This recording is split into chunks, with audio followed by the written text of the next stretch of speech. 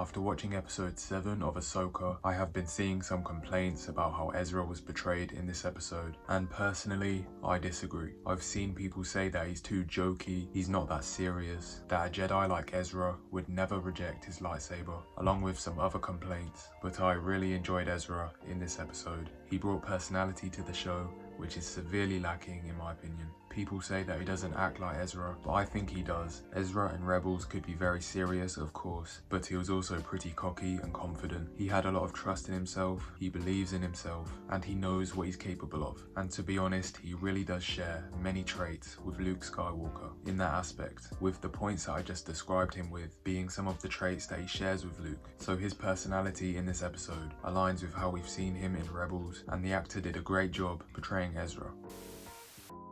This live action Ezra is exactly how I'd expect Ezra to be in live action, and I really did enjoy his time on screen. Like I said, he had a lot of personality, where people like Ahsoka, Sabine, Hera, and basically most of the characters in this show who just do not have much of a personality at all. They spend 95% of their time on screen, straight-faced, talking slowly, and talking in one-liners, so it's great to see another character have emotion. And whilst we're on the subject, Baylan has personality. The guy on the council in the start of this episode, next to Mon Mothma, he's very lively as well, and I'll get more into this on another video as I do want to talk about this. But yeah, basically it's great to see that Ezra has brought a lot to this show already.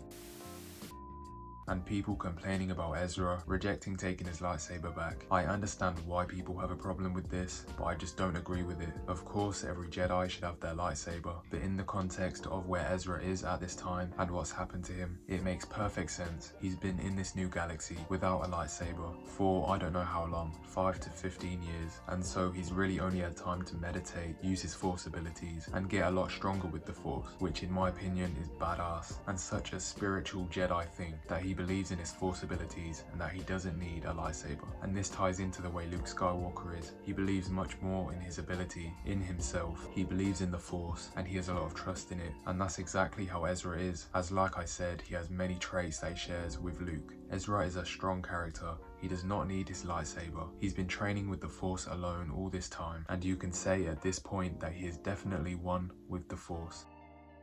I'd also like to add to this by mentioning that he did say that he doesn't need it, which of course he does not, against these opponents. He wasn't lying, he proved in this episode and rejected the lightsaber that he can hold his own with the Force alone, which was in the leaks. I've known about this for a long time. He's learned Force martial arts, which is pretty unique, and like I said before, it's badass, and it's so cool to see on screen, and I don't think that we've seen enough of him already, considering in the leaks he does a lot more with his Force abilities, so hopefully we see this in episode 8. But yeah, in this episode, the actor does a great job as Ezra. He's the perfect choice in my opinion. He looks like him, he understands the personality of Ezra, he seems wise, he seems confident, he seems cocky, to the point where he doesn't need his lightsaber, and he's not all talk, he backs it up. And some people for some reason think that it's not in his character to do so. He's always done that, and in this episode he makes jokes and then whoops ass, which is cool to see in itself. He's not worried about these troopers. We know how strong he is. Dave Filoni knows how strong he is, so that's why we see him not really take the enemy seriously, even though deep down of course he does. It's just his personality to make jokes and then be serious the next second. And seeing him go toe to toe with Shin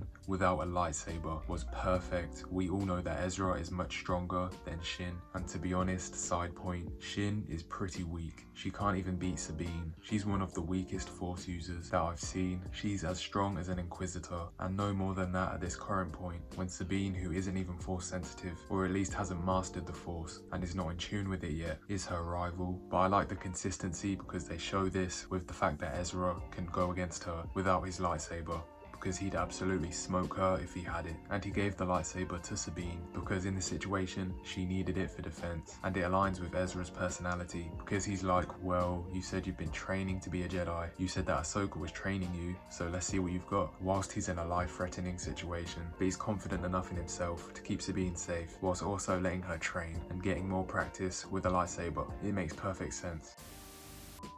So even though there's flaws in other areas of this episode and the show overall, Ezra in my opinion is not one of them at all. He's played very well and he's already in my top 2 favourite characters in this show. Baylan and Ezra are the standouts in this, and I just do not agree with the complaints about Ezra. I cannot wait to see more of him. Do you have issues with Ezra? If you do, let me know down below. I'd like to see someone else's viewpoint, and I'd like to see if anyone has a better point to back up the complaints I've seen about Ezra so far, because all the complaints I've seen are in my opinion pretty ridiculous. But at the end of the day, everyone can have their opinions, and they're not wrong for having their opinions when it comes down to it. You may not agree, and honestly someone could actually be wrong, like factually wrong, but even then, it's not the end of the world. Different opinions are interesting and spark conversations that can end up being very enjoyable, and that's what it's all about. Different opinions, starting conversations, so let people feel how they feel without insulting them or calling them fake fans. It really is not over exaggerated when I say that people do not accept when other people don't have the same exact opinion as them. For some reason people find it really hard to accept it, but let's just be logical and let people feel how they feel. Like I said, let me know your opinion down below about this episode and about this subject with Ezra, and I'll see you on the next one.